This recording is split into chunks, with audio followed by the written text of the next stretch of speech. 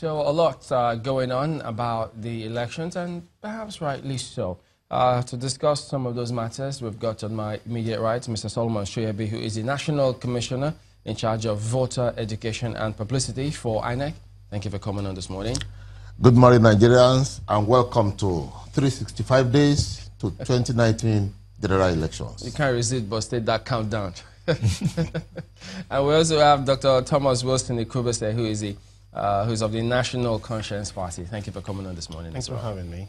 Let me start from where we touched off in our opening sequence. I'm sure both of you might have seen some part of it. That debate going on in the Senate and perhaps in the House of Reps as well about amendments in the Electoral Act. I know you spoke about this previously, but that report, there was a report they saw in some of the dailies yesterday saying INEC may be raising lawyers to challenge that in court.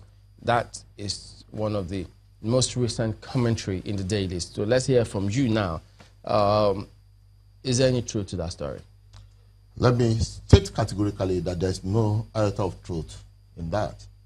I did tell you the last time we met here that we are a creation of the law and we will operate within the law. We are here to obey the law, we don't make the laws. And it's very, really difficult for us to find ourselves in a position where we're challenging the law. Everybody has a role to play in the governance of Nigeria. Ours is just to conduct elections. And we have nothing to do with the making of the law. So if a law is made today, we are just there to obey it. If it's a frivolous court order, we could challenge, but once it becomes law, we don't really challenge such things. So if that amendment passes, say September, or even way before the elections, does that mean that INEC will use that amendment to conduct the 2019 elections? Unfortunately, yes. Because if it becomes law, it's an amendment. If the amendment becomes law now, it's assented to by the president, it becomes the law. We have no basis to disobey the law. We have to work within the law as it is. You saw them at the session and the protest by some members of our Senate. Do you think that that is self-serving or it's just part of politics? Well, it's all part of politics, Chamberlain, and I actually was surprised to see a senator, one who has such capacity to be the chairman of a committee, said that he signed without knowing what he signed. Now, that tells you that between the time that that signature was appended and when he eventually came on air, a lot of water had passed under the bridge. Now, some things are happening, which basically has to do with the ability of the APC, the ruling party, to come back in 2019, and that's what is beginning to play out. I think what the senators are trying to do, both at the National Assembly, the upper and the lower house, is to dissociate themselves from what is happening.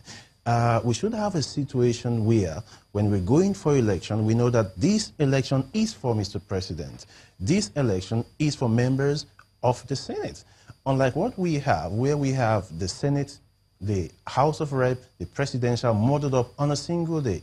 I have a situation, for instance, where a particular senator was voted into office, and the people said, oh, did we vote this man?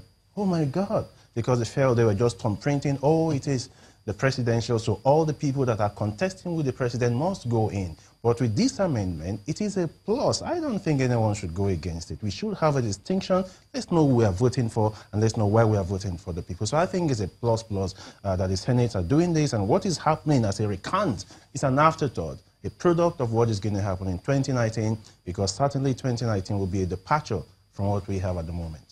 Some of the objections raised for those who oppose it, they think that there will be voter apathy.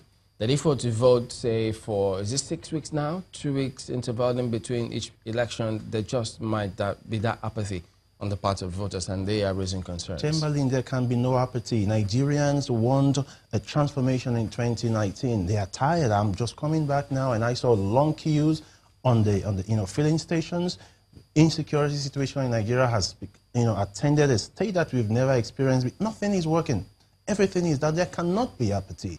Nigerians are interested in the 2019 presidential election. They want to change of the status quo. There can't be an apathy between when we had the first election and the presidential election. So that position is not going to hold water. If you give us the benefit of hindsight from elections that has been conducted previously, this one may be a little different. Do you think, according to the figures, history, we just may see the voters or the numbers dwindle of those who are going to vote if it's extended? Well, let's say this. This will be the first time where we have a 3-layer election since 1919. It's always been a 2-tier election. The national elections and the state elections. And those had been concluded. In fact, we started with on a weekly basis, and we now discovered that we didn't have enough time in between elections, so we now extended it to 2 weeks for the elections. From history, you will see that what we realize is that the state elections gather more interest and generate more violence. You will see. Is it state elections as a standalone or state elections with state House of Assembly elections? Okay. These generate more interest and they generate more violence. If you look at some of these states, Rivers, I'm sorry to start with him, Bayelsa, another one, just mention it. You said that the gubernatorial elections generate a lot of interest too, and then that's where we have to be on our toes to do a lot of things. When it comes to the national elections, they are generally peaceful. As far as the commission is concerned, which order they bring is the one we will follow. But somebody was talking about apathy. It's something we should not even roll out.